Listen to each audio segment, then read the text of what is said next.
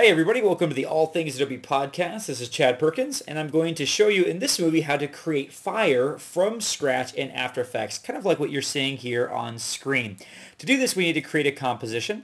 If you need to do that, go to the project panel here and just click on this old button. I just use the NTSC DV preset. Now, once you're in this composition, I'm going to come down to a blank area here, and I'm going to right click, and I'm going to select New, Solid. And it doesn't matter what color it is.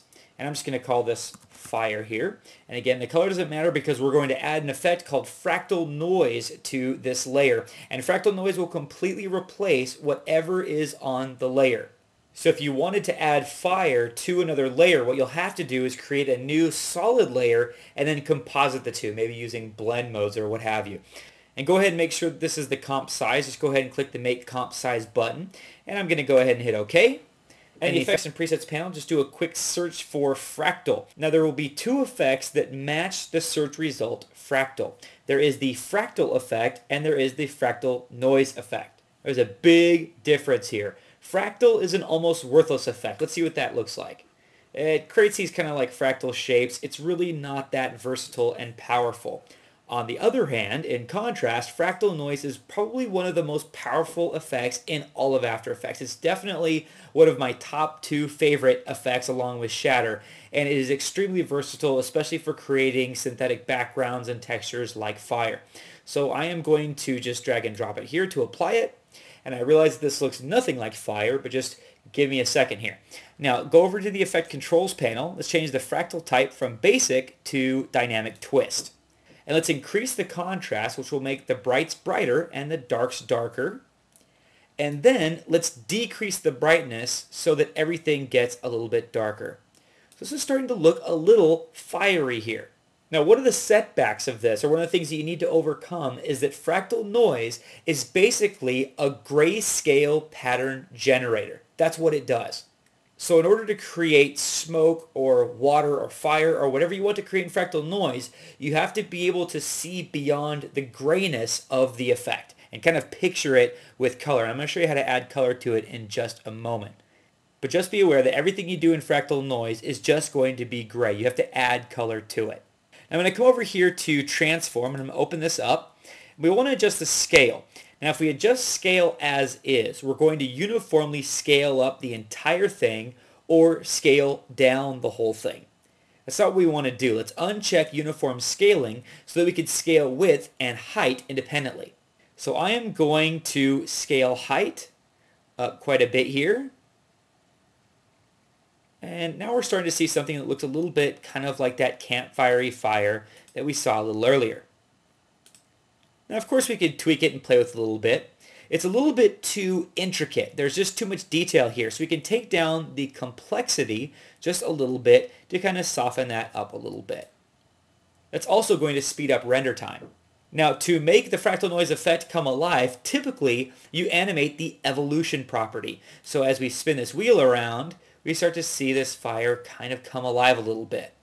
Now, in addition to that, you're probably also going to want to animate these flames going upward. So we would go over to Offset Turbulence and play with the Y-axis a little bit.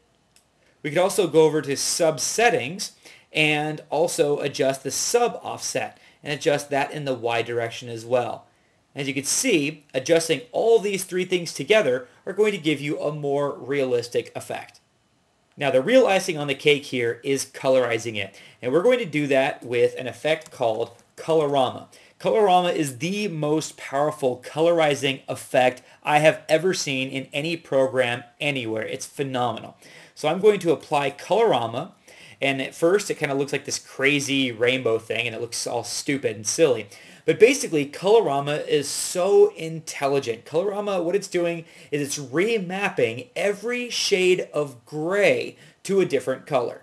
So when you apply the Colorama effect, it does two things. First, it maps every color in the footage to gray, and then it remaps every color in that gray to a different color. I realize that sounds a little crazy, but if you don't want to tackle all the intricacies of Colorama, you can just open up Output Cycle, and there's some presets here. So we can click this preset from the Use Preset Palette drop-down here, and looky here, there's fire. Click on Fire, and bada bing. what we have looks an awful lot like fire. And now when we play with things like sub offset, it looks a lot more like fire. Pretty sweet stuff. You could also do other effects as you play with fractal noise settings. Here's kind of like an explosion setting that I've got going on here. Let's look at what that looks like. It's kind of like this big old, explosion, like an oil factory exploding from an aerial view or something.